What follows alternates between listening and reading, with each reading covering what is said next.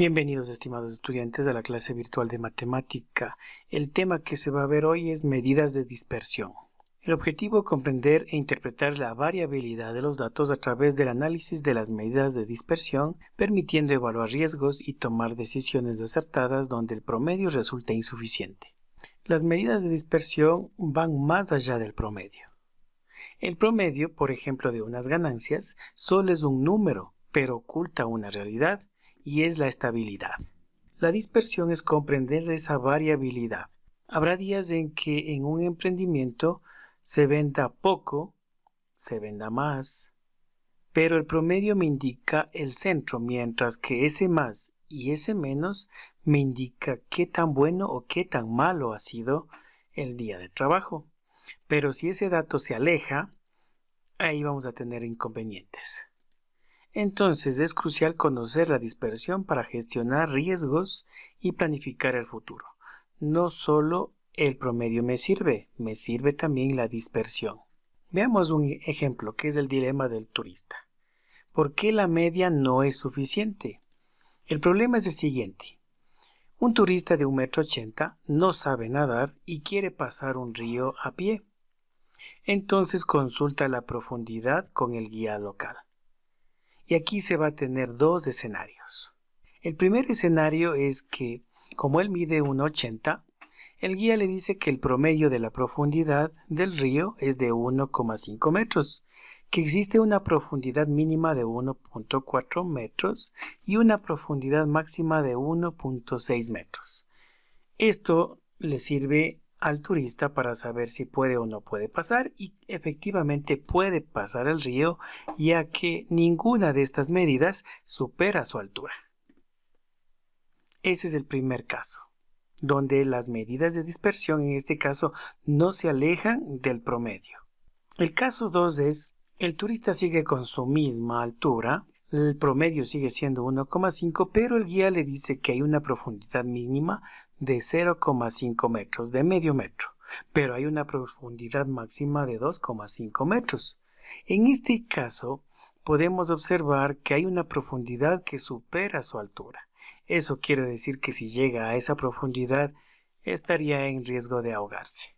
Entonces aquí podemos observar que estas medidas se alejan del promedio de manera considerable.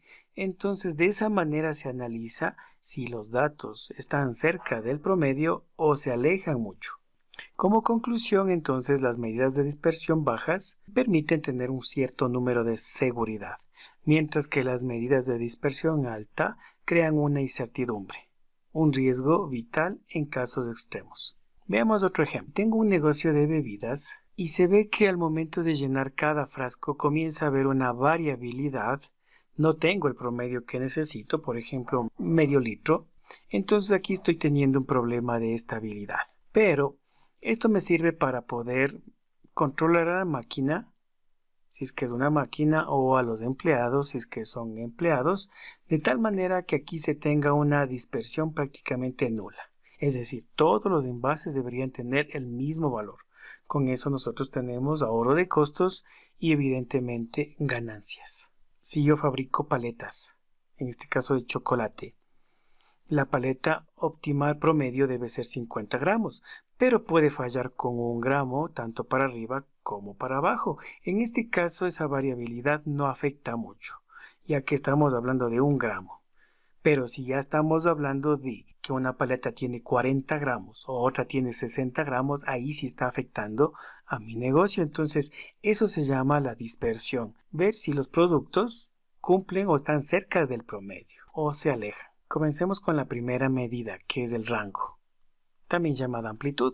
Es la distancia entre dos puntos de datos, el más grande y el más pequeño.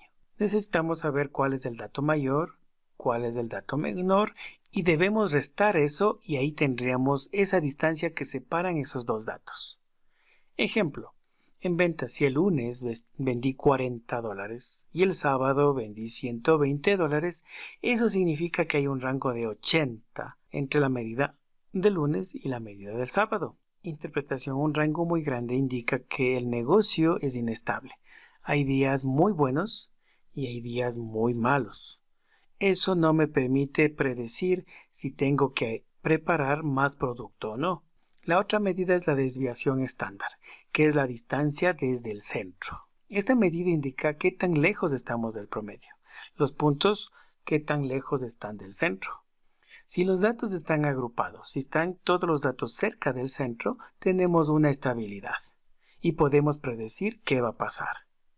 Pero si los datos están bien dispersos, es decir, están bien alejados, aquí va a haber una incertidumbre. Tenemos, por ejemplo, el caso de un negocio en una tienda de comestibles. Dos tiendas venden en promedio $500 por semana. La tienda A vende casi la misma cantidad todos los días. Y es por eso que aquí va a tener una desviación estándar baja. Y aquí se puede planificar las compras con confianza. Es decir, yo puedo pedir mercadería porque sé que voy a vender al otro día esa mercadería. Pero si la tienda B un día vende 10 y el otro vende 900, aquí hay una alta desviación estándar. Entonces aquí se va a vivir con incertidumbre, porque no se puede ver qué mercadería es la que voy a vender más o qué día voy a vender esa mercadería. La otra medida es el coeficiente de variación, que es el semáforo de la equidad. Este porcentaje nos indica si esa variación es pequeña o grande con relación al promedio. Se usa para determinar si la variación es aceptable o peligrosa. Cuando tengo una variación entre 0 y el 15%, quiere decir que todo está bajo control. Si esa variación va desde el 16 al 30%, hay variaciones y hay que tener precaución. Pero si esa variación tiene el 31% en adelante, existe una desigualdad o desorden significativo. Ejemplo, se tiene el consumo de agua en un barrio de Quito. Si el coeficiente de variación es del 10%, significa que todas las casas están consumiendo casi un mismo valor. Pero si aquí tenemos un coeficiente de variación del 50%, significa que en una casa hay problemas de fuga o hay desperdicio, y eso podemos comprobar en las planillas de consumo. En resumen, el rango lo que hace es ver los extremos, ver qué tan malo y qué tan bueno es una situación. La desviación indica la estabilidad, qué tan cerca estamos del objetivo promedio, y el coeficiente de variación indica la desigualdad, si las variaciones tienden a ser casi constantes o son bien fluctuantes. Dentro de los análisis que se hace con la estadística se tiene, por ejemplo, los indicadores ambientales, que es el termómetro de la Pachamama.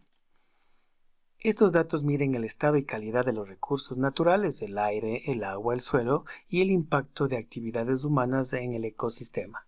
El objetivo es asegurar recursos para futuras generaciones. Un ejemplo puede ser en los manglares del Golfo de Guayaquil. Si el promedio de área que se va a proteger aumenta y la dispersión en las zonas es baja, la protección es efectiva a lo largo de toda la costa. Otro ejemplo está en Quito. Al momento en que yo clasifico la basura, comienzo a reciclar. Si en el norte tengo el hábito de hacer una buena reciclada, por ejemplo de un 40%, mientras que en el sur casi no tomo en cuenta lo que es el reciclaje, entonces aquí va a haber un alto grado de dispersión. Aquí puede indicar que la política no es equitativa y el bienestar es desigual. Los indicadores sociales es el pulso de la equidad. Mide la calidad de vida y bienestar humano más allá del dinero. Aquí se evalúan lo que tiene que ver salud, educación, seguridad y servicios básicos. El objetivo es el desarrollo centrado de las personas. Un ejemplo es que si se tiene médicos por cada 1000 habitantes, aquí tenemos, por ejemplo, que es baja la desviación, es decir, que todo el pueblo tiene atención médica. Ninguno se queda sin ser atendido. Otro ejemplo es en el transporte de Quito, en el metro. ¿Por qué el metro es efectivo? Porque yo sé cada cuánto pasa cada metro y cuánto se demora en llegar de un punto a otro. Eso hace que yo planifique la ida al trabajo. El otro indicador son los económicos, que es la salud financiera y la sostenibilidad. Se evalúa la capacidad de ingresos, empleo, costo de vida y usos eficientes del dinero. La sostenibilidad busca crecimiento sin agotar recursos.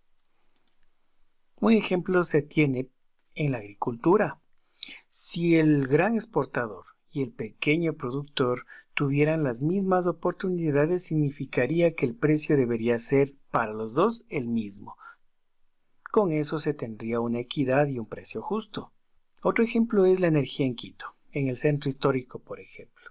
Si todas las familias comienzan a tener un gasto de energía, por ejemplo, de $20, que puede ser 21, 19, 18, 22, se tiene aquí una baja dispersión. Eso quiere decir que, por ejemplo, las familias están utilizando focos ahorradores, controlan bien lo que es el uso de energía y eso ayuda a la economía del sector. Veamos un ejemplo de cómo es la comparación en este caso de los tiempos de viaje de Quitumbe a Quito. El primer ejemplo es el metro de Quito.